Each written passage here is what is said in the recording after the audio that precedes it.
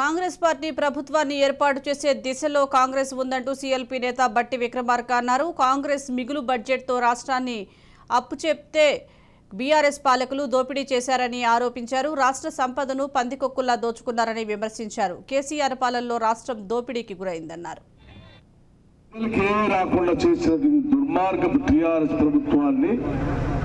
పూర్తిగా ఈ రాష్ట్రం నుంచి పారదోలి బంగాళాఖాతంలో పడేయడానికి ఈరోజు రాష్ట్ర వ్యాప్తంగా ప్రజానీకం సిద్ధమై కాంగ్రెస్ పార్టీకి భారీ మెజార్టీ ఇచ్చి రేపు 30వ తారీఖు తర్వాత ప్రభుత్వాన్ని ఏర్పాటు చేసే దిశలో వాళ్ళ కాంగ్రెస్ పార్టీ ప్రయాణం చేస్తా ఉంది. కాంగ్రెస్ ప్రభుత్వం రాబోతా ఉంది.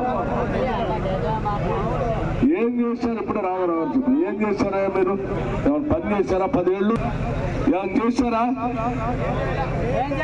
ఇల్లు ఇచ్చారా? ఉద్యోగం ఇచ్చారా? బడి కట్టించారా? రోడ్డు ఇచ్చారా? లేకపోతే ఒక భూమి ఇచ్చారా?